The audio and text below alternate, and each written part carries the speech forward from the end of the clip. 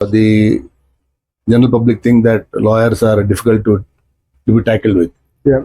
But it's not so. It is not correct to say that lawyers are difficult.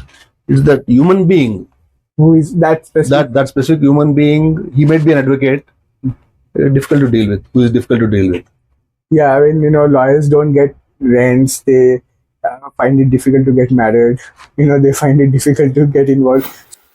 The land doesn't grow like the population of a country. That's a very, very important point. The land is stagnant, but the population grows. So, in my considered opinion and my experience, the value of land doesn't fall like a value of any other product which is manufactured. Because if you manufacture more and if there is less demand, the product value comes down. That's I think I've never heard it so simplified and so logical ever. And I have to say this, that the very point you made, land doesn't grow but population grows, I think just nails it in terms of why how land is How there is demand for the real estate.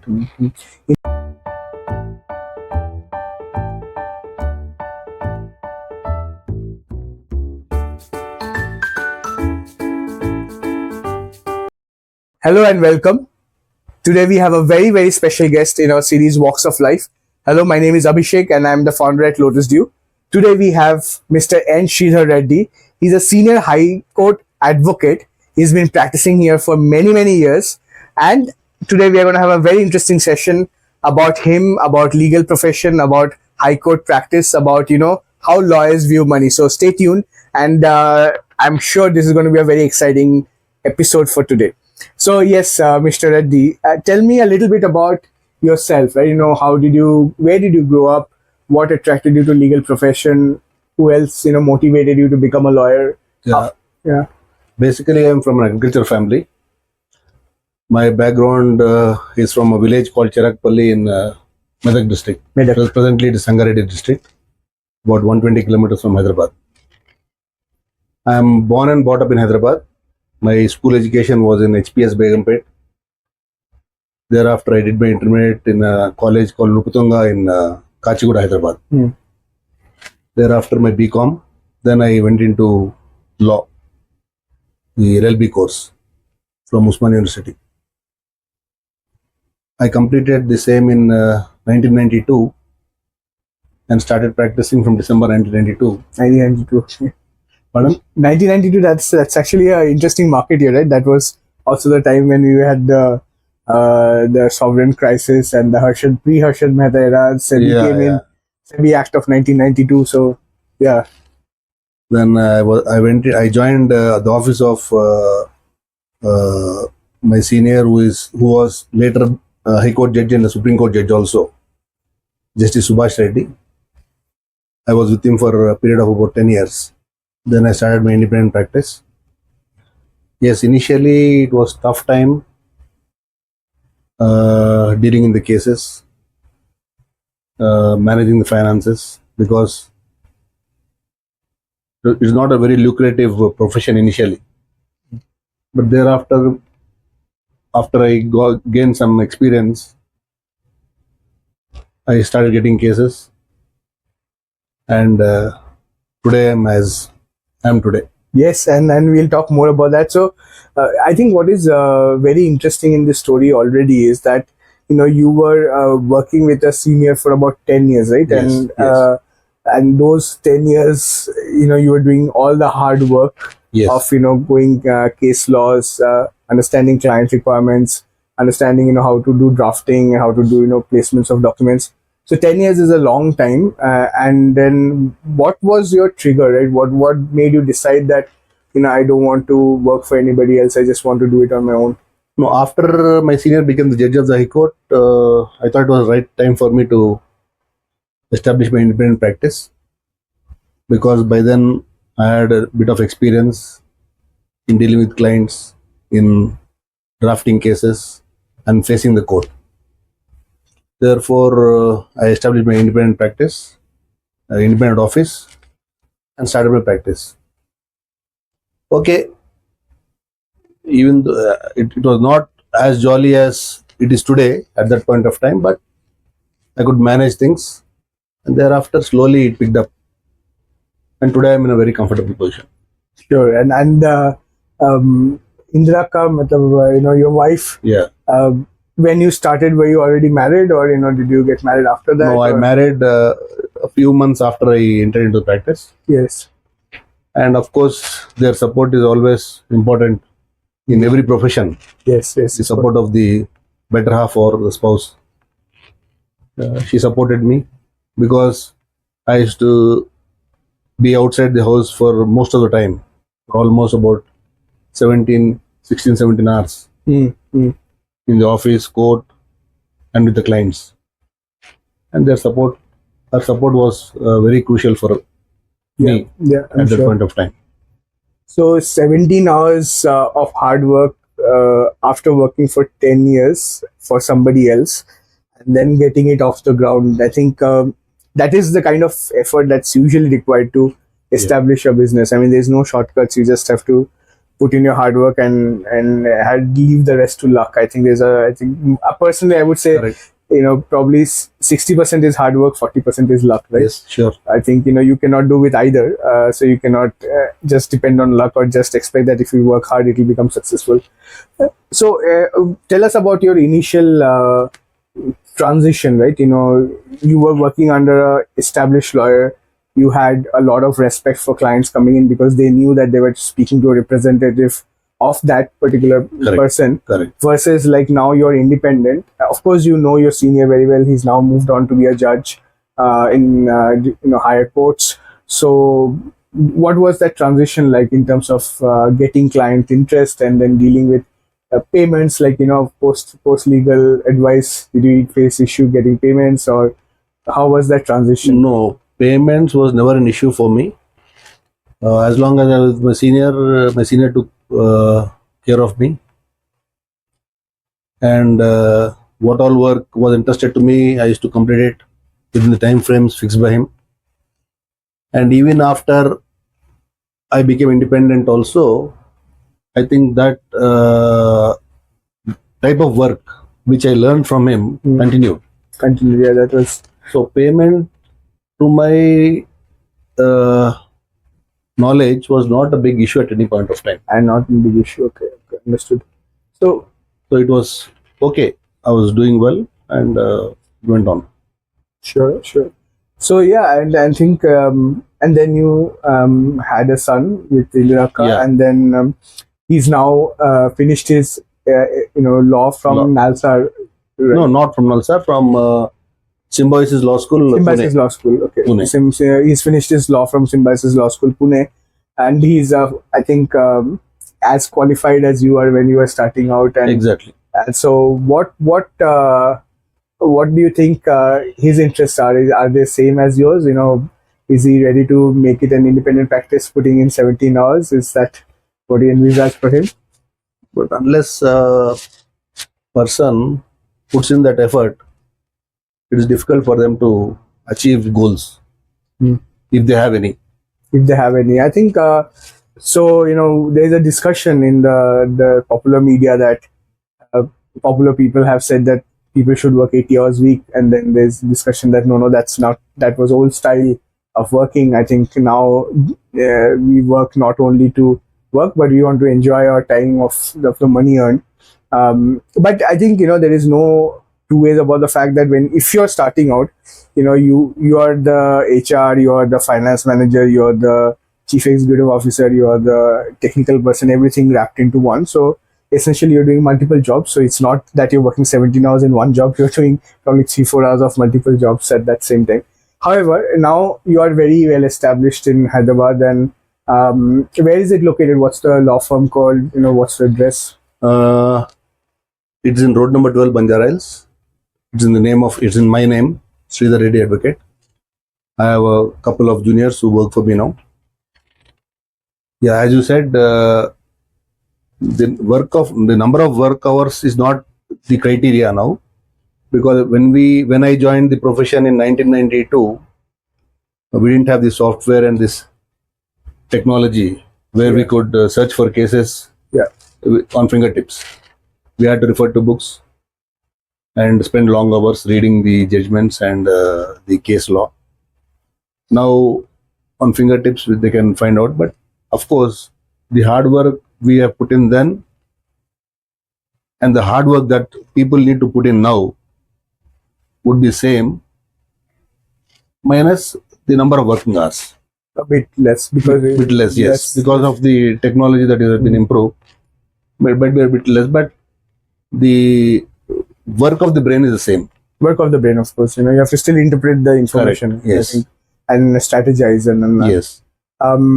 So what actually attracted you to legal profession? You knew that it's going to be a lot of reading, a lot of hard work, a lot of meeting with clients away from family. Did you know this when you were starting, or was this a surprise? Or No, in fact, I did not know that it would be as difficult as I faced. Initially, I thought it would be easy and a cakewalk. But after entering the profession, I came to know that it's not that. To make a good life, you'll have to work hard.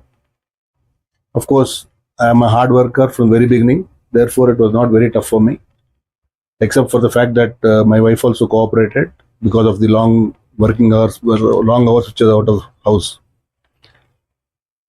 If the spouse or our better half supports us, we can always make it to the certainly. I think you have to have that comfort that when you're out there making it happen, they should take care of the other things which we have yes, left. that's why it's a partnership. That's why it's a partnership of equals in terms of getting to success, right, together as a family.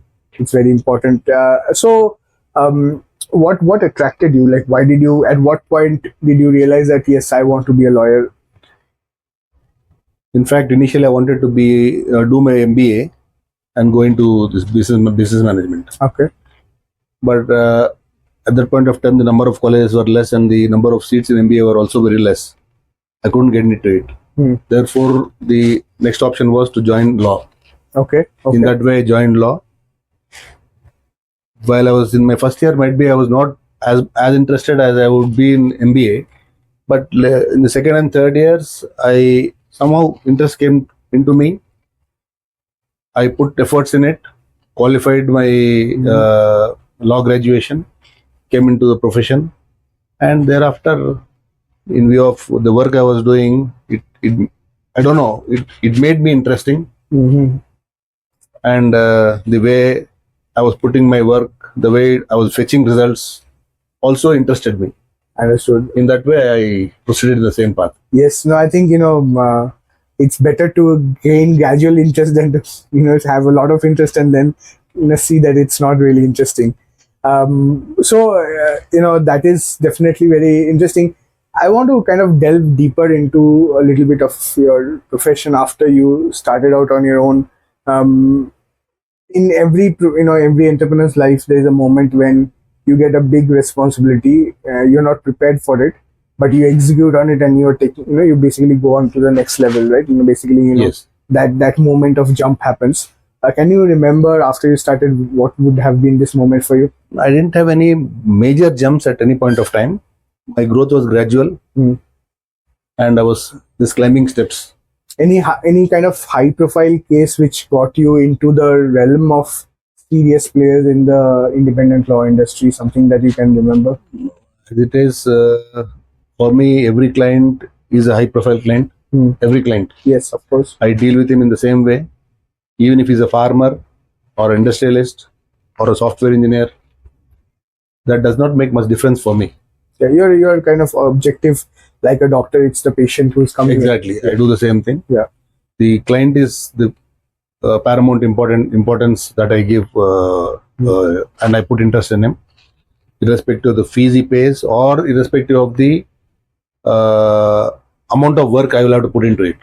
Once I accept the case, I deal with him in the same way I deal with any other client. Tell me about a little bit about, let's say, when you started hiring these junior advocates, the first hires. How did you? What was the hiring process? Once I became independent in 2002, I established my office, independent office. Then at that point of time, a junior advocate who has completed his law has come and joined me. In that way, I started hiring them. they don't stay for a very long period. Nowadays, juniors are not there with the seniors for a very long period. Yeah. They don't work as we had done at that point of time. But of course, okay, they do their Better technology, Yeah, so they it's involve more better efficient. technology, You yeah. know. They do their own work in their own way, and we'll have to we'll have to adjust to their working hours along with the cases that we have. Hmm. It's going on. Sure, sure. So these, the technology has improved. How quickly you can kind of search for information, but interpretation is still the old-fashioned Correct, way, correct. where experience helps more than anything else. And Yeah. I think the same with market participants, right? Data is easier. Technology of getting onboarded, getting onto the markets is easier, but the decision making is as traditional as it was 30, 40, 50 years ago, because at the same time you might have more information more easily available at the same place, but the decision is still the same, right? Whether you invest or you not invest.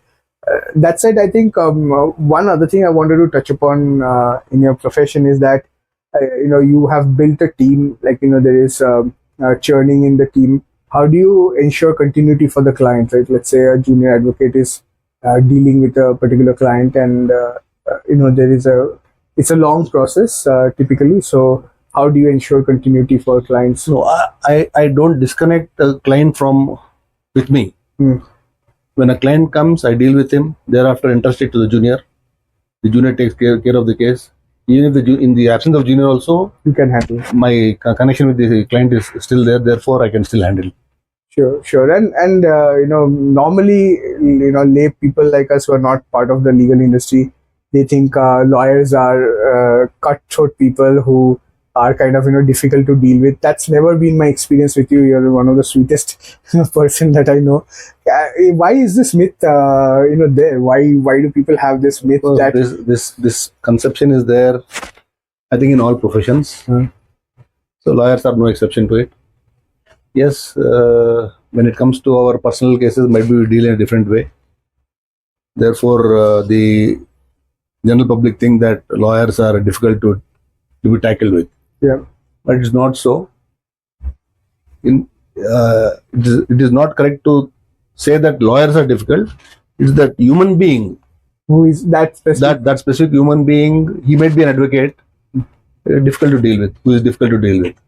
Yeah, I mean, lawyers don't get rents. They find it difficult to get married. They find it difficult to get involved. So, how did you meet, Indira Akkar? Was it a love marriage or was it a Yeah, also the love marriage. I knew her from my law days, days in the law college. But it is not correct to say that advocates don't get easy matches. Advocates do get matches, but because of the fluctuation in working hours, I see. the income that they earn in the initial stages, in that way, might be people don't easily give away their daughters Yeah, I know. in to advocates. But now the profession has become more easier. Advocates are doing very well. Corporate law and Corporate law. lawyers are there, and in last 10 years, I came across at least about 50 persons whom I know personally. They have come into this profession after completing their graduation in engineering. Engineering, yeah. Some people, they complete their chartered accountancy course. Yeah. Then thereafter they come into this profession. This has become a lucrative profession now. Yes. I'm sure, like, legal profession everywhere in the world is extremely lucrative. In fact, I mean, now that you mentioned, after I finished my engineering in 2003, National Law School was then offering this Masters in Business Laws online program. I almost signed up for it, but somebody discouraged me, saying that it's too much studying, you should not. But look at the irony of it. I am in a profession where I have to study every day anyway. So now that you have dealt with so many different kind of clients, you are an expert profiler. I think when somebody walks into your office, you're a very, you must be a very good profiler, because you're dealing with the very extremes of human personality, right? Good and bad, nice and evil. So and I think is how does that profiling, the ability to kind of see through what is being presented, right? Go beyond the obvious. How does that work in your life? No, see, only experience can teach us. This vast experience of 30 years and plus in this profession made me think in that way. And once we see a client, like a doctor sees his patient, 50% of it can be known by his appearance. Correct. And we may not know through appearance, but once we see the papers and we hear him, we will know what kind of legal tangle is in, and how we should tackle it. And as I only deal in high court cases, people who have to go to the trial courts or mofussil courts, they walk up into my office. I direct them to go back to the mofussil courts or the trial courts. So, and it's very important for an advocate to advise his clients properly. Apart from tackling a case, we will have to know as to in which court we will have to file a case. Whether we will have to file a case or not is another aspect, or whether we can deal it only by sending a notice. We'll have to make up a case in such a way that once we go into the court, we should see to it that it somehow helps the client and he succeeds in the case. Certainly. Or else we'll have to advise him in such a way that he goes to the proper forum, because every court has got its limitations. We cannot go into high court, we walk into high court, take up all the cases. There is jurisdiction issue with all courts. So we'll have to know the scope of that case, the scope of the way of approaching the court, under which provision of law, the scope of that law. And we'll have to advise the client in such a way that yes, it's a case to be filed in the high court, or it's a case to be filed in the criminal courts or in the civil courts. I think this is a very interesting point. Like, I'll just take my example. Though I am in a profession where we read legal notices, we read, legal circulars on a day in, day out basis. Can you, for the person who is has no idea, can you explain what is the judiciary system that India offers, right? So what is a trial court? What is a mofussil court? What is a consumer forum court? What is a arbitration? How does what are these kind of artifacts that are available to a person seeking legal remedy? Yeah, we have hierarchy of courts in this country. The lowest court. First of all, I'll explain what is a trial court. A trial court is a court where a case is tried. That is, a client comes into the witness box. What is the meaning of the word tried? Tried. That a person coming to the witness box. Okay. Advocate asking him questions. The opposite advocate cross-examining him. Okay. That is a trial. Okay. The courts up to the district level are all trial courts because they have got the original jurisdiction to try a case. Okay. So depending upon the territory, depending upon the financial implications of the case, every court has got its limitations. We will have to go before that court which has got that limitation, where we can fit into. We'll have to file a case there. When it comes to High Court is a court of appeal. That is, when the trial court passes some judgment, and the aggrieved party or person who is not happy with the judgment can go in appeal to the higher court. The High Court is a state level court. So it is an appellate court. Insofar as those cases are concerned, there is civil and criminal cases. And High Court has got original jurisdiction insofar as writs are concerned. What is a writ? Writ is a extraordinary power given to High Court to deal in constitutional matters. If a citizen of this country, is deprived of his basic rights or fundamental rights, then we can approach the High Court. The fundamental rights of the citizen should be deprived by the state and state authorities. Okay. So then we can approach the High Court. For that person. Directly or through the trial courts? No. Directly to the High Court. Okay. High Court has got a extraordinary jurisdiction in trying constitutional crisis. Yeah, constitutional crisis. Therefore, we can come to the High Court directly. And when we come to the High Court directly, it will not try the case like a trial court. It is a court of record. So, the judgments or the way the High Court deals is only based on the records that are available. That is a paper record. paper record. So it's not about judgment and as the way the case is presented, but whatever evidence is presented. The evidence is based on the record that is available. Okay. So it's basically court of record. Court of record. So there'll be no trial. Like we see in films. What about these consumer forum, SEBI appellate tribunal, that is again a that. Yeah. So where do they fit in this? Yeah. What has happened is, in view of the number of cases that are pending and the burden on the courts, especially trial courts, Consumer Forum Act came into force and a separate court is carved out.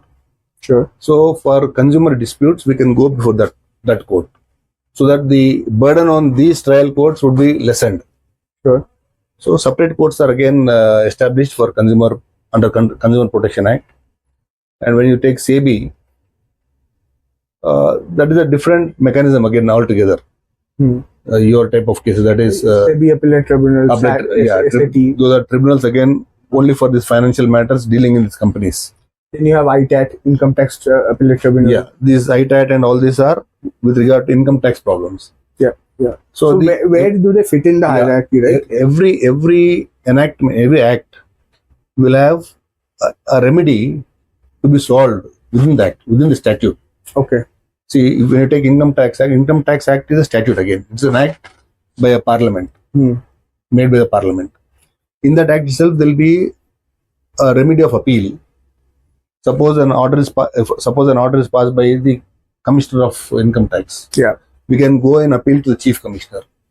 If you are still aggrieved with the order of Chief Commissioner, you can go before a tribunal. Tribunals are again constituted by the Government of India for these purposes. Sure. The tribunal will have one judicial officer, one income tax specialist, or a retired member, a retired person from the income tax department, and there will be another person who has knowledge of income tax. So that will constitute a tribunal. Then if you are aggrieved by the order in appeal against the order of the Chief Commissioner, then you can go for the tribunal. In that way, there are many tribunals now. We have tribunals for service matters like CAT and state administrative tribunals. What about medical profession? I think that's not there, right? Medical profession, they can go before the Consumer Forum because now that is declared to be a Service to the client, to the patient. Okay. They can go before the Consumer Forum. Sure. And so as a aggrieved, if you're not happy with a particular service, in a Consumer Forum seems to be the first forum that at least you should. In Consumer Forums, there is a hierarchy. There is District Consumer Forum. If you are aggrieved by that forum, that judgment in that forum, you can go in to the State Consumer Forum. Then thereafter, National Consumer Forum in Delhi. Okay. And thereafter, the Supreme Court. Thereafter, directly to the Supreme Court. Supreme Court has exclusive jurisdiction to deal in all matters. Therefore, if a person is aggrieved by the Consumer Forum or the High Court also, you will go to the Supreme Court. Certainly, and it's apex court, and it's called apex court. Everybody looks up to it as the final authority. Yeah, it's the final court. Yeah, and it's the final court, right? So, if you want to live in this country, and you have to abide by the laws of this country, and if you're, if you're wronged in the laws of this country, the final judgment comes from the apex court, which is Supreme Court. So, certainly the case. A controversial question: why is legal services not included in GST? For advocates. It's for the Parliament to bring in law. I cannot comment on that. Why is the Parliament afraid to bring in laws? I don't think it's afraid. Might be they have their own limitations. So, fuel is not in GST. I think aviation fuel is getting included in GST. Liquor is not in GST. So, apparently, it looks like the very high, very powerful people are not in the ambit of GST. No, liquor, for that matter, I don't think not being in GST is loss to the manufacturer or the seller. Yeah. But anyway, they are paying their taxes. That is they have got sales tax, state taxes. I think if it's included in GST, it will be much more less than the tax that they are. Oh, really? Now, okay. I think. Oh, okay. That's a perspective. Yeah, because the tax on liquor, the state tax on liquor is, I think, very high. Very high. It should be 40-50%, if I'm not wrong. So if even they fall into GST, then it will be less. Similarly, the petroleum products also. Cheaper to drink then. Exactly. Okay. Interesting. I thought it was basically because they didn't want to get in the ambit of input tax, output tax credit for these kind of industries. But it makes sense. Also confidentiality, right? I mean, I don't know to what extent that's an important aspect. I think India runs spy operations all over the world. You wouldn't be paying the spies with GST invoice, so there's some sort of discretion required somewhere. That said, now coming to you have seen a lot of cases, right? I'm sure involving money, many of the times, apart from involving high emotions. So you've seen how money destroys relationship. You've seen how money cures Yes. problems. What is your view on money as an advocate? Like, what do you think of money? Money is important aspect in one's life, without which it's difficult for Everything else? that human being to survive. Because money makes many things. Sure. What is the question you asked? So the question is like, you've seen how important money is in terms of making and breaking relationships, and Yeah. how does that impact you? Like, does it, are you able to isolate your point of view of money used in a particular case from your personal view on money? Is there As I said, money is very important for a person to survive here. But my view is that it is not the most important thing in life. it is not? If a person gives more importance to money than the relationship, then it will always break down that relationships. You don't have relationships. So we'll have to balance between the relationship and the money in such a way that we don't give so much importance to money. We'll have to give more importance to the relationship. Otherwise, there'll be no relationship of a wife and husband, father and child. Sure. All that will break. Dependent relationships exist beyond money. Yeah, exactly. They should exist beyond money. Yeah. That is my conception or the way I think. Certainly. So, for your personal kind of wealth, right? And I'm sure, like, what is your way of thinking about wealth and how you manage your wealth? Do you manage at all, or it's just because you will not retire, right? You can earn as long as you can speak and write, basically, and as long as you're interested to do the service. So for you, retirement planning, for you, in terms of having an insurance on legal problems, these are not typical aspects that are there for a normal person. How do you, as a professional who can practice pretty much to your last breath, think about retirement, think about retirement planning? Yeah, every person that is born in this land will have to retire someday. There's no exception even to me or to any advocate, and we are not eternal. So we'll have to make plans, financial plans as to how we should survive after retirement. Might be to some extent we depend upon our children who start earning at that point of time. But depending upon them to that extent also is not correct, because if they evade you at that point of time, then it will be difficult for you to survive. And you've seen this kind of cases too, And right? we have seen many of such type of cases. Therefore, I invest into some insurances where I get post-retirement benefits. post-retirement, or some term insurances where might be the person who are depending upon me will get after after my life. In that way, we'll have to adjust and plan accordingly. Certainly. And what about more messy asset classes like real estate and so on? Does that, because you're in the legal profession and you can understand the legalities of, does that may let's say a distressed real estate kind of project, does that make it more attractive to Real estate is always attractive. What I learned was the land doesn't grow like the population of a country. That's a very, very important point. The land is stagnant, but the population grows.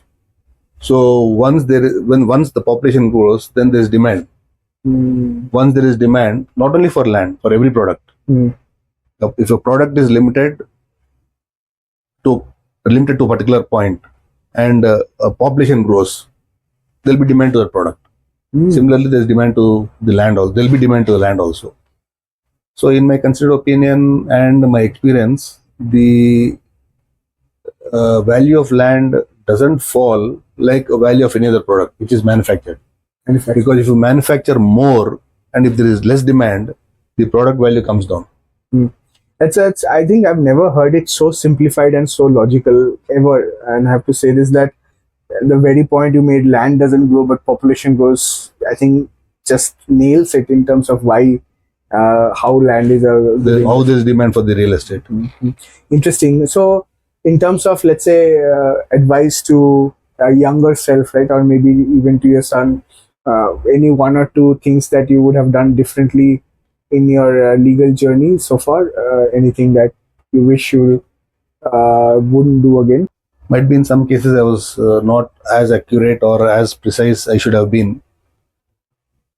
But I advise all the advocates, younger generation, that once you accept a case, argue or investigate into it, take out the case law, and put your full force, time, and your brain on it, and try to do justice to the client. Never take anything lightly, and never depend more on the monetary aspect of your fees. Whether you get whatever you ask, whatever you demand, if you are paid, and if you once you accept it, you'll have to do it, whether your demands are fulfilled or not. In hindsight, whether it was a, so you're saying that, once you have made a judgment on what is the value of time that you have to put in that case, and you've agreed on a fee schedule with the client, if you figure out that you need to work hard more than you expected, you Correct. should not kind of drop not drop or go back. Yeah, we'll have to put in the same effort and do the same service as you're doing for a high profile client, or where you got a lot of fee or more fees than what you had expected. Certainly. I think, that's true for every kind of profession. Also, legal profession is not growing in the pace of population also, which means that there should be more and more demand. I think the number of lawyers, especially with experience of 20-30 years, is not growing as fast as the population. So there should be more demand for such legal profession also. And I think, you're based in Banjara Hills, you're, located in a place which is accessible to many people. I'm sure you'll see a lot of demand, more demand perhaps you can handle. Are you asking your son to join you, right? Or is it up to him? Now he has completed his law. He wants to do his post graduation. After that, he'll take the call. You're not. I cannot force somebody to do something. Like we have an ancient proverb: we can take the horse to the water, but we cannot make it drink. Correct. That is true. So similarly, it's for him to take his call. If he thinks that this litigation is lucrative and interesting, he'll join it. Otherwise, if he wants to go into service or join some company as their internal advocate, or want to be on its role, it's for him to take his call. Yeah, I think, it's once you're on your own, it's tasting blood, right? You can't go back. No, every profession in the initial stages is not as good as we expect it to be. Yeah. There are hard times. There will be times where finance would be very difficult for us. We'll not be able to make and you see your peers who are in not doing it on their own. They are having usually a better lifestyle than you in the beginning. Yeah, sometimes. Yeah, we compare ourselves with another person of our age who is into software, earning lakhs of rupees, and initially we may not even get thousands of rupees. Yes. And it would be difficult for both hands to meet. It will be from hand to mouth. Yeah. So in those circumstances, people may have thoughts of going into some other way of making money. That is joining some companies who offers you good remuneration. But my advice is, this profession is very lucrative. Only thing is putting in hard work and time. And time is always there. Time, you have to be at it for your, you cannot, as you said, once you commit and you take a decision, you have to stick with it. And we'll have to have our office timings. People, these youngsters, they don't understand one thing. That is, they think that they earn more joining a big firm or a big company because they get a monthly remuneration, Sure. which they can plan accordingly, Sure. their lifestyle. But they forget one thing. They are allowed to put in hard work, the more number of working hours, Sure. satisfy the boss. Then only they'll be able to stick there. Sure. Once the boss thinks that they're not doing the work for which they are paid, they'll be stripped off their job. Sure. When it comes to our profession, it is our independent job. Correct. So we'll have to adjust the timings according to our lifestyle. And feedback is immediate, right? So there is no. Yeah, feedback also is immediate. So you're not second guessing your boss's intent. Exactly. You're actually seeing whether the client pays you or not. He comes back for the Correct. second presentation. And in this profession, the client is our boss. Correct. Yes. Because he is our paymaster. Yeah. And we'll have to satisfy him. When he comes to us, we'll have to satisfy him. Correct. Indeed. So very, very interesting perspectives. I think, delving deeper into a person who has practiced law for more than 3 decades, right? And not at ordinary level, at various levels, worked for a judge. It was very nice of you and very kind of you to spare time in a weekend. When weekends are the only time when Mr. Reddy has basically for any personal time, and he was gracious enough to spend the time with me talking about his profession, his past and law profession. I thank you very much for making time for this. Any parting comments that you would like to, any closing remarks? No, that's what I stated. It's a good profession. Basically, going to litigation is a very good thing. We'll have self-satisfaction. I advise the younger generation also come into this legal profession. Start their litigation Journey. in the journey in the courts. Yeah. That's all. Thank you very much. Thanks. I thank you for having me here. Yeah, my pleasure indeed.